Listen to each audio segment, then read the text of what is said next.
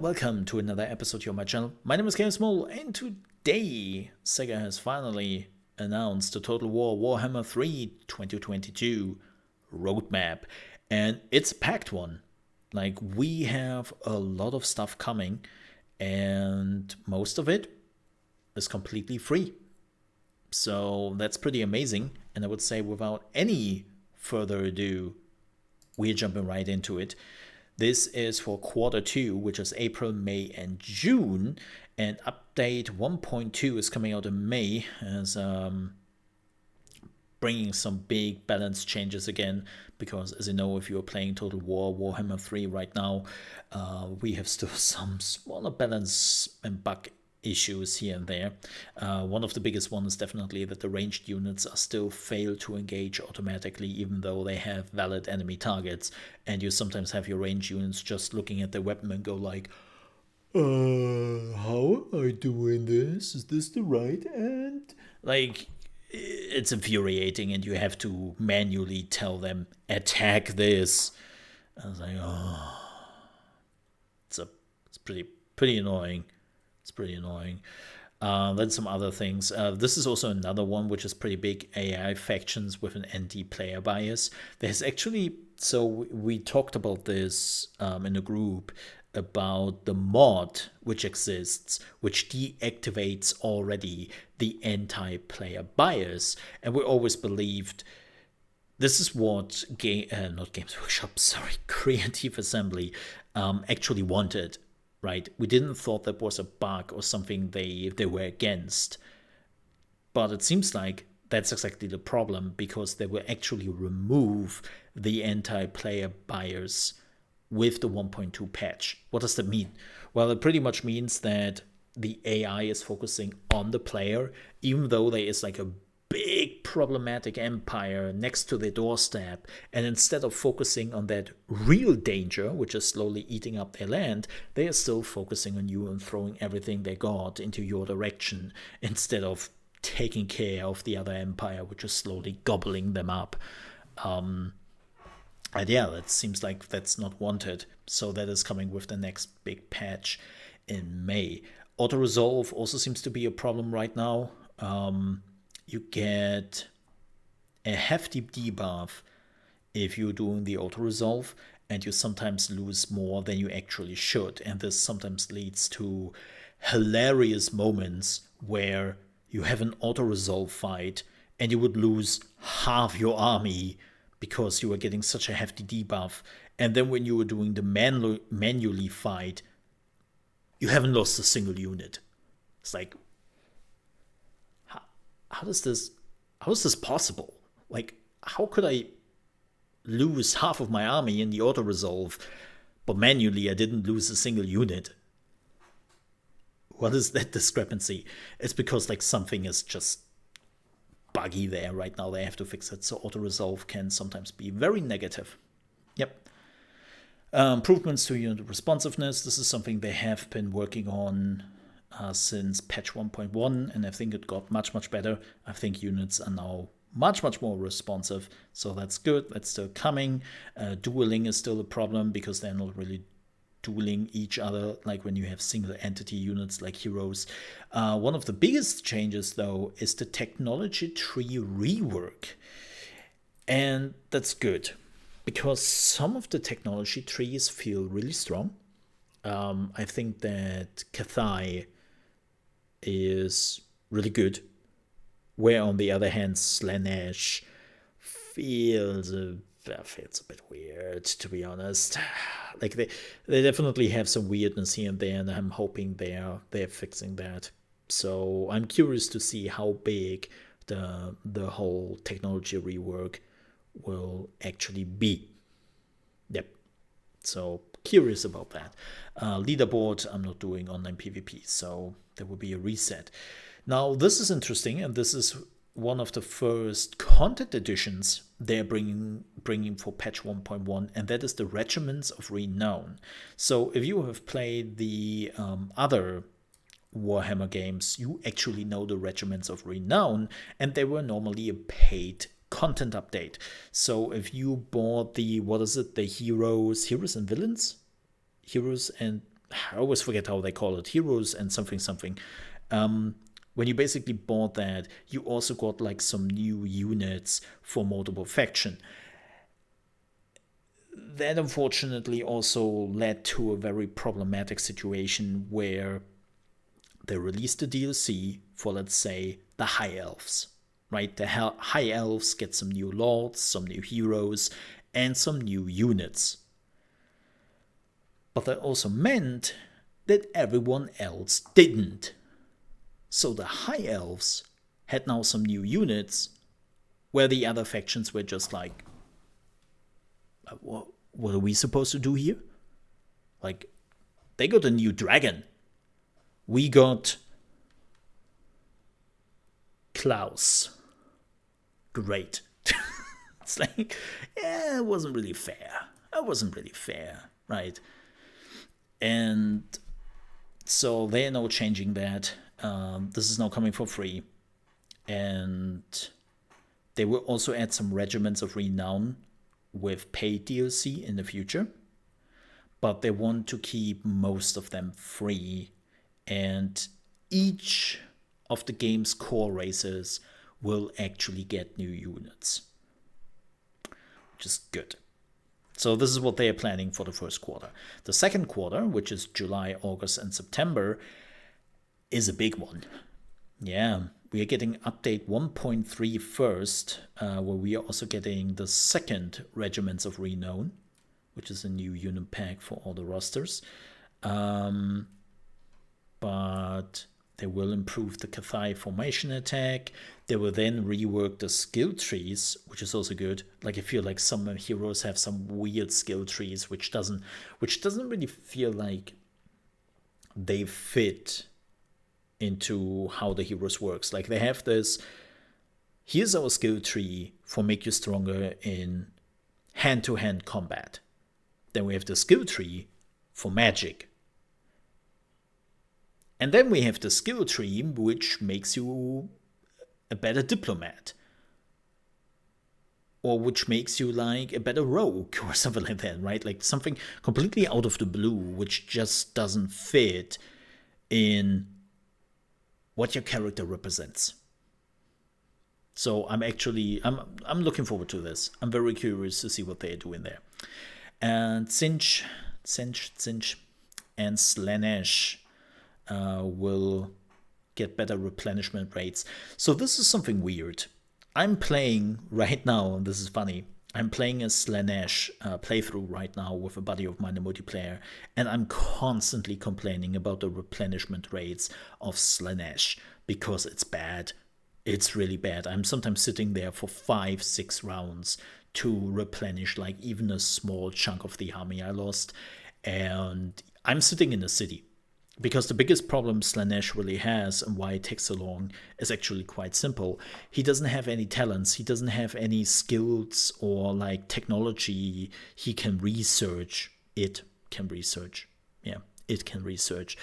And others can, right? You have like a hero, or you have a commander, or you have your main hero, which has at least one talent point where you can increase your replenishment rate by like 30-40% or even more, and then you have another hero which also gives you 20% more. You are sitting in the city where you get 20% more, and you are very quickly at around like 100% more replenishment rate. Slaanesh and even Tzeentch doesn't have that. You are sitting around quite a bit and fiddling their thumbs, which is pretty annoying. So it's weird that this is coming with update 1.3 and not 1.2. This seems to be such an important thing, and I'm wondering why this isn't immediately in there. Right, like this seems to be super important because it really, really weakens Tzeentch and Slaanesh, which sucks. Increasing the frequency of field battles. Well, that makes sense. That's nice. Nothing really to say here. Then they are also bringing out the Total War Assembly Kit. The last piece of the puzzle to empower our amazing modding communities involves the release of the Total War Assembly Kit, the tools that allow the easy creation of new mods in the Total War Warhammer games. We're aiming to release the Assembly Kit in Q3 of this year, and we'll provide more details as we get close to its arrival. If you're wondering right now and think, wait, do we not already have mods for Total Warhammer 3? Yes. Yes, we already have mods since patch 1.1, and they are amazing already. But I sometimes hear that they're still kind of a pain in the ass to create and even bring over older mods.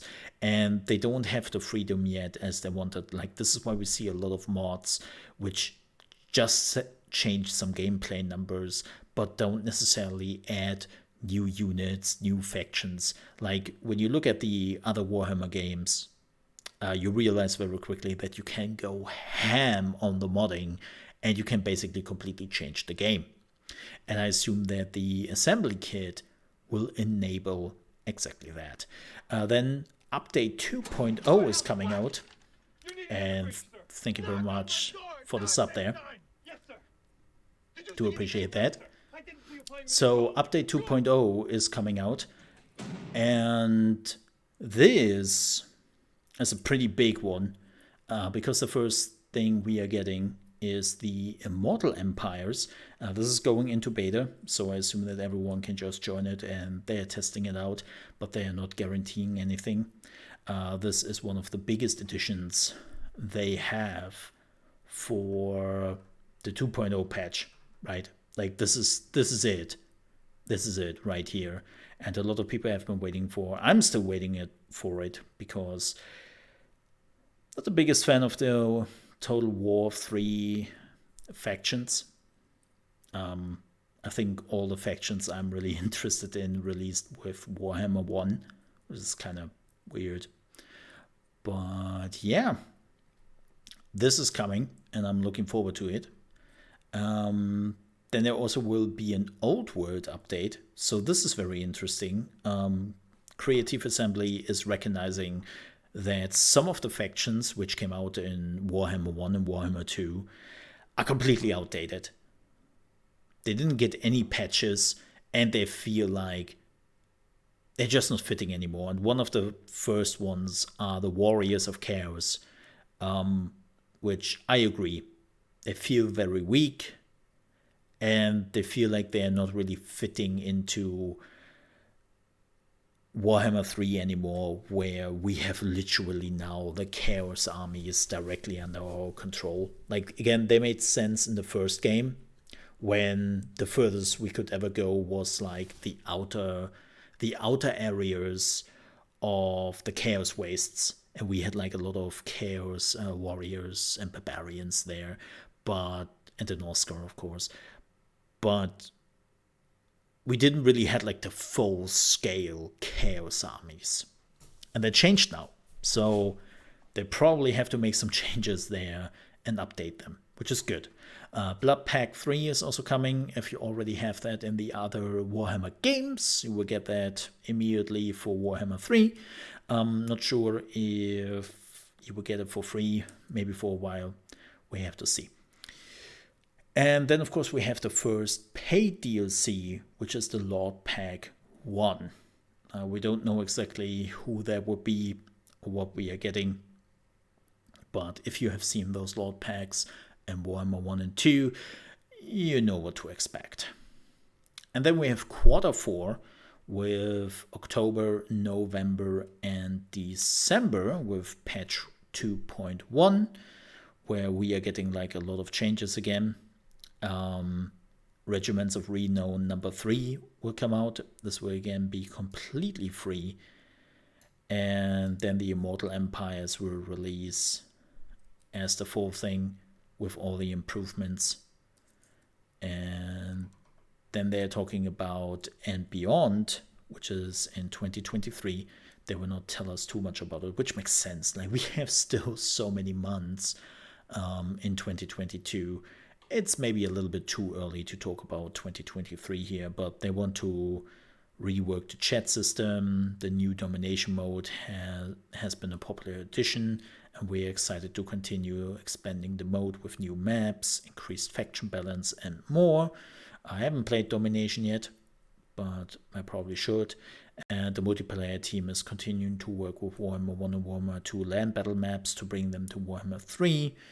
And they're also trying to increase the multiplayer beyond that. And yeah, that's basically it what we are getting for 2022. It's pretty exciting. Like, a lot of good changes here, a lot of good things they're planning on. I again would have loved to see some of those changes coming sooner, like the Singe and Slanesh replenishment rates. It's kind of weird that they're pushing this out till like what, July, August, September. It's like, what? Why is this not something you are already putting into this part? Seems like it's really, really important. So, bit weird. But yeah, I'm looking forward to the Immortal Empires. That's the big one I'm really looking forward to. And I think this could change the game for the better. So that's definitely the big one. But with that said, folks, we are at the end of the video here on YouTube. Thank you so much for watching. If you enjoyed this, I would appreciate if you leave a like. If you're new to the channel, you want to see more daily gaming news, reactions to game trailers, game announcements, game conventions, and all the big shebang, you will also find that here. And if you also want to get like tips and tricks, especially for new games, and Lost Ark is one of my big focuses, you will also find that on the channel. And a lot of Warhammer and Warhammer 40k. That's also something I am very interested in. If you all want that, I would appreciate if you leave a subscription. It will help me out a great deal.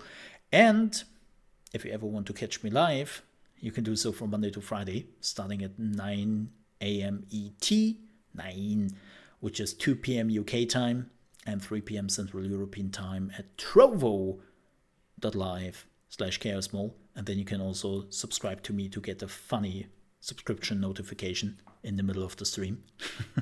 No, if you want to stop by to say hi, I would gladly appreciate that.